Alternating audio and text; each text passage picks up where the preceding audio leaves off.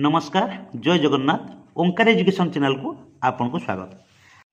शिक्षक बंधु आसीगला चिठी 23 मार्च 2026 सोमवार 9th क्लस्टर स्तरीय बैठक जोटा कि 2025-26 शिक्षा वर्षर अंतिम एमसीएम यही अंतिम एमसीएम रे केउ सब विषय गुड़ी आलोचना हम आसतु जाना। प्रथमे चिठी उपर टिके नजर पकातु। ए चिठी रही ओसेपांग तरफ letter number 3650 dated 20/3/2024 Shrimati Nirupa Behera OS joint director pedagogy क्या रही ऑल डीओकम डीपीसी समग्र शिक्षा ओडिशा ओडिशा रे थिबा समस्त डीओ और डीपीसी को चिठी करा जायछि कौन conduct of 9th monthly cluster level meeting on 23 March 2024 across the state राज्य सारा समस्त क्लस्टर मानक आगामी सोमवार 23 तारिख 9th एमसीएम जोटा कि 2025-26 शिक्षा वर्षर शेष एमसीएम बैठकटी आमर आलोचना करेंगे कहीं एकाडेमिक कैलेंडर 2025-26 अनुसार 21 मार्च 2024 शनिवार दिन ईद उल फितर छुट्टी दिन 23 मार्च 2024 सोमवार दिन 9th एमसीएम अनुष्ठित हो। से ओसेपा तरफ चिठी जारी होगा संगे संगे राज्यर समस्त डीओकम डीपीसी तरफ चिठी जारी कराई आपन टिके नजर पकातु। ये हूँ डिस्ट्रिक्ट प्रोजेक्ट ऑफिस समग्र शिक्षा मयूरभंज आमर से सब्जेक्ट रही 23/3/2024 तारीख सोमवार दिन 9th एमसीएम आमर अनुष्ठित हो। पूर्वर यही 9th एमसीएम गाइडलाइन टी 12/3/2024 TSRT लेटर नंबर 1756 द्वारा प्रदान करा जायतिला। ये हूँ से चिठी directorate of teacher education SCERT Odisha Bhubaneswar तरफ जे जारी करा जायतिबा 9th क्लस्टर लेवल बैठकर आलोच्य विषय वस्तु गुड़िकर आमर एजेंडा रही आम देखा ये सब कौन रही।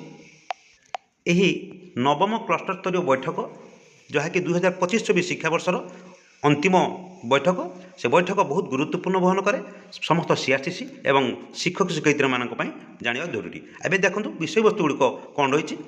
प्रथम स्वागत कार्यसूचीर सूचना प्रदान सीआरसीसी समस्त शिक्षक शिक्षयित्री को स्वागत करेंगे। तापर विगत 8टी एमसीएम बैठक में आलोच्य विषय वस्तु को गुड़िक सब गोटे गोटे कर आलोचना करेंगे। तापर शिक्षण सोपान रेजिस्टर वर्ष शेष पर्यंत शिक्षक शिक्षयित्री मैंने शिक्षण सोपान रेजिस्टर गुड़िक पूरण करछन्ति कि नहीं से विषय में आलोचना करेंगे। तापर शिक्षण प्रस्तुति कार्यक्रम किपरि करेंगे आलोचना करेंगे। तापर मध्याह्न भोजन विरति रही आमर 1 ରୁ 2टा पर्यंत। तापर विद्यालय परिदर्शन आलोचना विद्यालय जो क्लस्टर बैठक हो से विद्यालय भौतिक और शैक्षिक परिवेश सब बुली देखिए तापर आलोचना करेंगे। तापर प्रवेश उत्सव खड़ीछुआ एवं ग्रीष्मकालीन शिक्षण कार्यक्रम सम्बन्ध में आलोचना करेंगे। सरकार से स्वतंत्र चिठी जारी करछन्ति खड़ीछुआ प्रवेश उत्सव से विषय सीआरसीसी आलोचना करेंगे। शिक्षक शिक्षयित्री मैंने जाई विद्यालय मंगलवार दिन स्टाफ बैठक में आलोचना करेंगे। तापर 9 रही मु आउ कौन शिक्षक को चाहूँगी फीडबैक फॉर्म फिलअप करेंगे। बैठक में शिक्षक माने प्रधान शिक्षक माने आसी से बैठक में एमसीएम बैठक में यही बैठक रू कौन शिखिले आउ कौन कौन नुआ स्थान दे पार से फीडबैक देवे। एक फॉर्म अच्छी से फॉर्म देवे सर्वशेष में संक्षेपण करेंगे ये बैठक रू कौन शिखिले। विगत 8टी मासिक बैठक में आलोचना विषय वस्तु सम्बन्ध में कौन आलोचना हो शिशु बाटिका शिक्षक सहायक पुस्तिका कार्य पुस्तिका सम्बन्ध में जुलाई मासरू फेब्रुआरी मास पर्यंत शैक्षिक कैलेंडर सम्बन्ध में बहुश्रेणी परिस्थिति में आम श्रेणी परिचालना पाठटिका शिक्षक शिक्षयित्री गतिविधि उपस्थापन सम्बन्ध में चतुर्थ और पंचम श्रेणी आधारित गणित शिक्षण कार्य विद्यालय विकास योजना सुरक्षा निरापत्ता योजना एसडीपी आउ एसएसपी एगुड़ा योजना सम्बन्ध में आलोचना करेंगे। विद्यालय में जाम शिक्षक मैंने स्टाफ बैठक में आलोचना करेंगे। सामग्रिक प्रगतिपत्र पंचम अष्टम श्रेणी वार्षिक परीक्षा प्रतिकारात्मक शिक्षण मौलिक स्तर शिक्षण सर्वेक्षण करेंगे जे परीक्षा सरी जाइए समस्त को आम प्रोग्रेस कार्ड बंटन करेंगे और पंचम अष्टम श्रेणी वार्षिक परीक्षा रेजल्ट बाहर करेंगे। से संबंध में सीआरसीसी मान शिक्षक मान सहित आलोचना करेंगे। आउ जो मैंने पंचम और अष्टम श्रेणी मानक निर्दिष्ट विषय में फेल होती सप्लीमेंटारी परीक्षा प्रतिकारात्मक शिक्षण कार्य किपरि प्रस्तुत करेंगे से विषय आलोचना करेंगे। तर विद्यालय परिदर्शन आलोचना ये प्रति मास विद्यालय परिदर्शन सहित आलोचना होगी। तापर श्रेणी पर्यवेक्षण साधन विद्यालय में कौन कौन पर्यवेक्षण साधन पाखे अच्छी से विषय आलोचना करेंगे। से अनुसार निज निज विद्यालय कौन कौन करेंगे से खोला आलोचना करेंगे। तापर शिक्षण सोपान रेजिस्टर आम प्रथम द्वितीय तृतीय श्रेणी भाषा गणित ये 2टी विषय जो शिक्षण सोपान रेजिस्टर रही से गुड़िक संपूर्ण करने सीआरसीसी शिक्षक मान परामर्श देवे। शिक्षक मैंने श्रेणी शिक्षक शिक्षयित्री मान स्टाफ बैठक में ଆଲୋଚନା କରିବେ। ଯାଦୁପେଡ଼ି ସାମଗ୍ରୀର ବ୍ୟବହାର ଯେ ସରକାରଙ୍କ ତରଫରୁ ଯେ ଯାଦୁପେଡ଼ି ପ୍ରଦାନ କରାଯାଇଛି ସେ ଯାଦୁପେଡ଼ିକୁ ପିଲାମାନଙ୍କର ସ୍ୱାଧୀନତାରେ ଖୋଲି ଦେଖିବା ପାଇଁ ଆଉ ବ୍ୟବହାର କରିବା ପାଇଁ ଛୁଇଁବା ପାଇଁ ସୁଯୋଗ ସୃଷ୍ଟି କରିବେ। ସେ ବିଷୟରେ ଆଲୋଚନା କରିବେ। ଜିଲ୍ଲାଭିତ୍ତିକ ଶୈକ୍ଷିକ ଆଲୋଚନା କେଉଁ ବିଷୟ ଗୁଡ଼ିକ ଆମର ଜିଲ୍ଲାଭିତ୍ତିକ ଶୈକ୍ଷିକ ଆଲୋଚନାରେ ଅଂଶ ହୋଇପାରିବ ସେ ବିଷୟରେ ଆଲୋଚନା କରିବେ।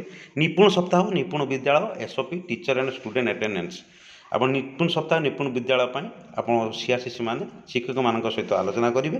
ଆଉ ଟିଚର ଷ୍ଟୁଡେଣ୍ଟମାନଙ୍କର ଆଟେଣ୍ଡାନ୍ସ ସେହି ଅନୁସାରେ ବୃଦ୍ଧି କିପରି ହେବ ଆଲୋଚନା କରିବେ। ପଢ଼ିବା ଗଢ଼ିବା ଓଡ଼ିଶା ବର୍ଣ୍ଣାলী କାର୍ଯ୍ୟକ୍ରମ ସଂକ୍ଷେପଣ ଯେ ଆମର ବିଦ୍ୟାଳୟରେ ଚାଲୁ ରହିଛି ମାର୍ଚ୍ଚ ମାସ ପର୍ଯ୍ୟନ୍ତ ପଢ଼ିବା ଗଢ଼ିବା ଓଡ଼ିଶା ଆମର ସ୍ତର 3ଟି ଥିଲା। ସେଇ ପ୍ରାକର ଏବଂ କାନ୍ଥରେ ଥିବା ଆମର ପ୍ରତିକାରାତ୍ମକ କାର୍ଯ୍ୟ କ'ଣ ରେଜିଷ୍ଟର ଆଉ ମିଟର ଶିକ୍ଷଣ ମିଟର ସେ ପୂରଣ କରିବା ପାଇଁ ବୁଝାଇବେ। ବୈଠକରେ ଶିକ୍ଷକମାନେ ତାଙ୍କ ବ୍ୟକ୍ତିଗତ କାର୍ଯ୍ୟ ପାଇଁ ଯେଉଁ ଫିଡ଼ବ୍ୟାକ୍ ଦେବେ ଏଇଭଳି ଫର୍ମାଟ୍ ଦେଇଛି। ଶିକ୍ଷକ ଶିକ୍ଷୟିତ୍ରୀମାନେ ବୈଠକରେ ଫିଡ଼ବ୍ୟାକ୍ ଦେବେ ସେଥିପାଇଁ 30 ମିନିଟ୍ ସମୟ ଅଛି। ଶିକ୍ଷଣ ସୋପାନ ରେଜିଷ୍ଟର ଆଲୋଚନା କରିବା ପାଇଁ 30 ମିନିଟ୍ ସମୟ ଅଛି। କେଉଁ ପିଲା କେଉଁ କ୍ଷେତ୍ରରେ କେଉଁ ଶ୍ରେଣୀର ଶିକ୍ଷାର୍ଥୀମାନେ ଅଧିକ ଷ୍ଟାର ଚିହ୍ନରେ ଅଛନ୍ତି ଆଉ ପ୍ଲସ୍ ଚିହ୍ନରେ ଅଛନ୍ତି ଆଉ ରେଡ୍ ଟ୍ରିଆଙ୍ଗଲ୍ ଚିହ୍ନରେ ଅଛନ୍ତି ତାଙ୍କ ପାଇଁ କ'ଣ ସବୁ ଶିକ୍ଷଣ ଅଭିବୃଦ୍ଧି ଆପଣ ପଦକ୍ଷେପ ନେଇଛନ୍ତି ସେ ବିଷୟରେ ଖୋଲା ଆଲୋଚନା କରାଯିବ। ସିଆର୍ସି ସମାପ୍ତି ସୂଚକ ମାନ ନିର୍ଦ୍ଧାରଣର ଫଳାଫଳର ବିଶ୍ଳେଷଣ ଓ ପରବର୍ତ୍ତୀ ପଦକ୍ଷେପ ସମ୍ବନ୍ଧରେ ଆଲୋଚନା କରିବେ। ଯେ ସମାପ୍ତି ସୂଚକ ମାନ ନିର୍ଦ୍ଧାରଣ ପରେ ଆପଣ ଶିକ୍ଷାର୍ଥୀମାନଙ୍କର ଫଳାଫଳକୁ କିପରି ଲିପିବଦ୍ଧ କରିଛନ୍ତି, ସମାପ୍ତି ସୂଚକ ମାନ ନିର୍ଦ୍ଧାରଣ ଫଳାଫଳକୁ ଆପଣ କିପରି ବ୍ୟବହାର କରୁଛନ୍ତି, ଏହା ଆପଣଙ୍କୁ ଶିକ୍ଷାର୍ଥୀମାନଙ୍କର ଶିକ୍ଷଣ ଅସୁବିଧାକୁ ଚିହ୍ନଟ କରିବା ପାଇଁ କିପରି ସାହାଯ୍ୟ କରୁଛି, ଆଉ ଏହି ଫଳାଫଳ କିପରି ଲିପିବଦ୍ଧ କଲେ ଶିକ୍ଷାର୍ଥୀଙ୍କର ଶିକ୍ଷଣ ଅସୁବିଧା ଚିହ୍ନଟ କରାଯାଇପାରିବ ସେ ବିଷୟରେ ଆଲୋଚନା କରିବ। ପଞ୍ଚମ ଓ ଅଷ୍ଟମ ଶ୍ରେଣୀ ପାଇଁ ଶିକ୍ଷକମାନେ ଏହିଭଳି ଫର୍ମାଟ୍ରେ ସେମାନଙ୍କର ଶିକ୍ଷଣ ଫଳାଫଳ ଗୁଡ଼ିକ ଟ୍ରାକ୍ କରି ପୂରଣ କରିବେ। ସେ ଅନୁସାରେ ଆବଶ୍ୟକ ଆମର ନିର୍ଦ୍ଦେଶାତ୍ମକ ଶିକ୍ଷଣ କାର୍ଯ୍ୟ ଗୋଟିଏ ମାସ ଚାଲୁ ରହିବ। ଏହି ସାରଣୀରେ ସବୁ ତଥ୍ୟ ପୂରଣ କରାଯିବ। ସାରଣୀକୁ କିପରି ପୂରଣ କରାଯିବ, ସାରଣୀର ତଥ୍ୟ କିପରି ବିଶ୍ଳେଷଣ କରିବେ, ସାରଣୀର ତଥ୍ୟକୁ ଶିକ୍ଷାର୍ଥୀମାନଙ୍କର ଶିକ୍ଷଣ ପ୍ରଗତି ପାଇଁ ଆପଣ କିପରି ବ୍ୟବହାର କରିବେ, ଆଉ ମାନ ନିର୍ଦ୍ଧାରଣ ଫଳାଫଳକୁ ଆପଣ କେଉଁମାନଙ୍କ ସହିତ ଆଲୋଚନା କରିବେ ଏହି ବିଷୟରେ ବୈଠକରେ ଖୋଲା ଆଲୋଚନା କରାଯିବ। ଦେଖ ଶ୍ରେଣୀ ପର୍ଯ୍ୟବେକ୍ଷଣ ସାଧନୀ BFLN ଶ୍ରେଣୀ ସମ୍ବନ୍ଧୀୟ ପର୍ଯ୍ୟବେକ୍ଷଣ ତଥ୍ୟ ପ୍ରଥମରୁ ତୃତୀୟ ଶ୍ରେଣୀ ପର୍ଯ୍ୟନ୍ତ ଶ୍ରେଣୀଗୃହରେ ଜାନୁଆରୀ 2024ରେ ଡାଏଟ୍ର ଶିକ୍ଷକ ପ୍ରଶିକ୍ଷକମାନେ 112ଟି FLN ଶ୍ରେଣୀଗୃହ ପରିଦର୍ଶନ କରିଥିଲେ ଓ ଶିକ୍ଷଣ ଶିକ୍ଷାଦାନ ପ୍ରକ୍ରିୟାର ପର୍ଯ୍ୟବେକ୍ଷଣ କରିଥିଲେ। ସେହି ସୂଚକ ଉପରେ ବିଦ୍ୟାଳୟରେ ପ୍ରଦର୍ଶନ ଓ ସୂଚକ ପୂର୍ତ୍ତି ନିମନ୍ତେ ଆବଶ୍ୟକ ହେଉଥିବା ଦିଗଗୁଡ଼ିକ ଉପରେ ଆଲୋଚନା କରିଥିଲେ। ମାର୍ଚ୍ଚ ମାସର ବୈଠକରେ ଆଉ କିଛି ନୂଆ ସୂଚକ ଉପରେ ଆଲୋଚନା କରାଯାଇପାରିବ। ଏଠାରେ ବହୁ ଶ୍ରେଣୀ ପରିଚାଳନା ନିମନ୍ତେ କିଛି ଦିଗ ରହିଛି ସେ ବିଷୟରେ ଖୋଲା ଆଲୋଚନା କରିବେ। ଦୈନିକ ବହୁ ଶ୍ରେଣୀ ଟୀକା ପ୍ରସ୍ତୁତ କରିବା, ଗୋଟିଏ ଶିକ୍ଷକ ଗୋଟିଏ ଶ୍ରେଣୀକୁ ପଢ଼ାଇଲା ବେଳେ ଅନ୍ୟ ଶ୍ରେଣୀମାନଙ୍କୁ କିଛି ନ୍ୟସ୍ତ କାର୍ଯ୍ୟ ଦେବେ ଯାହାଦ୍ୱାରା ସବୁ ପିଲା କାର୍ଯ୍ୟରେ ନିୟୋଜିତ ହୋଇ ରହିବେ। କାର୍ଯ୍ୟ ପାଇଁ ପିଲାମାନଙ୍କୁ ସ୍ପଷ୍ଟ ସୂଚନା ଦେବେ, କାର୍ଯ୍ୟଟି ଉଦାହରଣ ଦେଇ ବୁଝାଇବେ। ପ୍ରତ୍ୟେକ ଶିକ୍ଷଣ କାର୍ଯ୍ୟର ଅବଧି 10ରୁ 15 ମିନିଟ୍ ମଧ୍ୟରେ ରଖିବେ।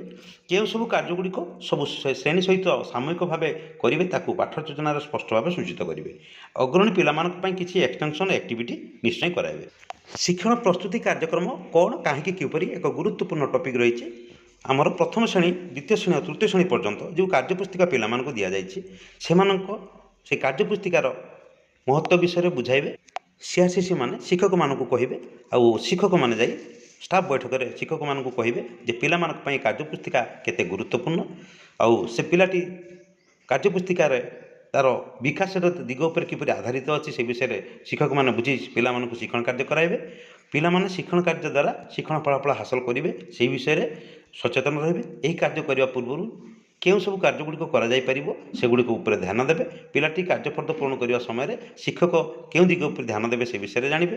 ପିଲାମାନେ କାର୍ଯ୍ୟଫର୍ଦ୍ଦ ପୂରଣ କରିସାରିବା ବେଳେ ଶିକ୍ଷକଙ୍କ ଦ୍ୱାରା କେଉଁ ସବୁ କାର୍ଯ୍ୟ କରାଯାଇପାରିବ ସେ ବିଷୟରେ ଆଲୋଚନା କରାଯିବ। ଇଏ ହେଉଛି ପ୍ରଥମ ଶ୍ରେଣୀ କାର୍ଯ୍ୟପୁସ୍ତିକାର ଏକ ଛବି ଅଛି। ସିଆର୍ସିସି ଏଗୁଡ଼ିକ ଖୋଲା ଆଲୋଚନା କରିବେ। ଫଳରେ ଶିକ୍ଷକମାନଙ୍କର କନସେପ୍ଟ କ୍ଲିୟର ହେବ, ବିଦ୍ୟାଳୟରେ ଯାଇ ସେହି ଅନୁସାରେ ଶିକ୍ଷଣ କାର୍ଯ୍ୟ କରିବେ। ଇଏ ହେଉଛି ଦ୍ୱିତୀୟ ଶ୍ରେଣୀ କାର୍ଯ୍ୟପୁସ୍ତିକା ଗଣିତର।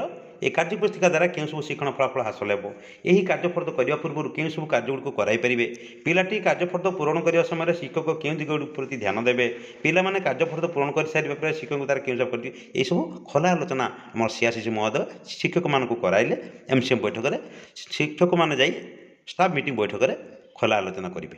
ଫଳରେ ଶିକ୍ଷକ ଶିକ୍ଷୟିତ୍ରୀମାନେ ତାଙ୍କର ପିଲାମାନଙ୍କର ଦକ୍ଷତାକୁ ଭିତ୍ତି କରି ଶିକ୍ଷଣ କାର୍ଯ୍ୟ ପ୍ରସ୍ତୁତ କରିବେ। ସେହିଭଳି ତୃତୀୟ ଶ୍ରେଣୀର ବି କାର୍ଯ୍ୟପୁସ୍ତିକାରେ ସେହିଭଳି ଦେଇଛି। ଏ ବିଷୟରେ ସିଆର୍ସିସି ମହୋଦୟ ବୈଠକରେ ଖୋଲା ଆଲୋଚନା କରିବେ। ତାପରେ ଦେଇଛି ପରବର୍ତ୍ତୀ ବିଷୟ ରହିଛି ପ୍ରବେଶ ଉତ୍ସବ ଖଡ଼ିଛୁଆଁ। ଏଥିପାଇଁ ସରକାରଙ୍କ ତରଫରୁ କିଛି ଗାଇଡ଼ଲାଇନ୍ ଜାରି କରାଯାଇଛି। ସେହି ଗାଇଡ଼ଲାଇନ୍କୁ ଆ ଭିତରେ ବି ସ୍ଥାନ ଦେଇଛନ୍ତି ଯେ ବିଦ୍ୟାଳୟରେ 2 ତାରିଖରେ ଖଡ଼ିଛୁଆଁ କାର୍ଯ୍ୟକ୍ରମ ହେବ। 1 ତାରିଖ ଯେହେତୁ ଆମର ଉତ୍କଳ ଦିବସ ରହିଛି, 2 ତାରିଖ ଦିନ ପ୍ରବେଶ ଉତ୍ସବ ଖଡ଼ିଛୁଆଁ ଉଭୟ ହେବ। ସେଥିପାଇଁ ବ୍ୟାନର ମଧ୍ୟ ତିଆରି କରିବେ, ପିଲାମାନଙ୍କୁ ଖଡ଼ିଛୁଆଁ କରାଇବେ, ଚନ୍ଦନ ଟିପା ଲଗାଇବେ, ମିଠା ଖୁଆଇବେ, ବହୁତ କାର୍ଯ୍ୟକ୍ରମ ରହିଛି।